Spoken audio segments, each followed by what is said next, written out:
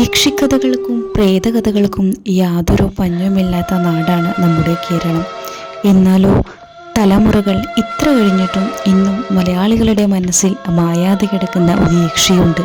അതെ, അവളാണ് Mary, കല്യാങ്കാട്ട് Mary. 9-ാം നൂറ്റാണ്ടിൽ അന്നത്തെ തിരുവിതാംകൂറിലെ പഴകന്നൂർ ദേശത്ത് വസിച്ചിരുന്ന ദേവദാസിയായ കാർവേണിയുടെ മക്കളായിരുന്നു അല്ലിയും അവളുടെ അനുജനായ അമ്പിയും. ആരുടെയും മനം മയക്കുന്ന സ്വർഗീയ സൗന്ദര്യമാണ് അവൾക്കുണ്ടായിരുന്നത്. അങ്ങനെ ഒരു ദിവസം തൻ്റെ വീടിൻ്റെ തൊട്ടടുത്തുള്ള ശിവക്ഷേത്രത്തിലെ പൂജാരിയായ നന്ദിയുമായി അവൾ പ്രണയത്തിലായി. കാഴ്ചയിൽ സുമുഖനും മാന്യനുമായ നന്ദി യഥാർത്ഥത്തിൽ ഒരു നീചനായിരുന്നു.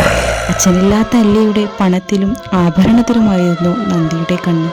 എന്നാൽ ഇതൊന്നും അറിയാതെ നന്ദിയെ പ്രണയിച്ചിരുന്ന അല്ലി നന്ദിയുടെ നിർബന്ധത്തിനു വഴങ്ങി അയാളുമായി അതീവ രഹസ്യമായി വിവാഹിതയായി. ഇതേ തുടർന്ന് അല്ലിയുടെ ഗൃഹത്തിലായി ദുർനടത്തുകാരനായ നന്ദിയുടെ താമസം. എന്നാൽ നന്ദിയുടെ ധൂർത്തും പരശ്രീ ബന്ധവും കണ്ടും കേട്ടും അറിഞ്ഞ അല്ലിയുടെ അമ്മയായ കാർവേണി നന്ദിയോട് വീട്ടിൽ നിന്നും ഇറങ്ങാൻ പറഞ്ഞു. നന്ദിയുടെ സ്വഭാവം അറിയാമായിരുന്നിട്ടും അയാളോടുള്ള സ്നേഹവും വിശ്വാസവും നിമിത്തം ഗർഭിണിയായ അല്ലിയും നന്ദിയോടൊപ്പം വീട് വിട്ടിറങ്ങി. അമ്മ തങ്ങളെ എന്നെങ്കിലും സ്വീകരിക്കുമെന്നും തൻ്റെ ഭർത്താവിൻ്റെ ദുശീലങ്ങൾ മാറുമെന്നും വിശ്വസിച്ച അല്ലി തങ്ങളുടെ മുന്നോട്ടുള്ള ജീവിതത്തിലെ മുതൽക്കൂട്ടാവുമെന്ന് കരുതി ആഭരണങ്ങളും കയ്യിൽ കരുതി അവൾ നന്ദിയോടൊപ്പം നടന്നു നീങ്ങി. അങ്ങനെ അങ്ങാടികളും ജലവാസ പ്രദേശങ്ങളും കടന്നു നീങ്ങി. ഒടുവിൽ കാട്ടിനുള്ളിലായി അവരുടെ യാത്ര.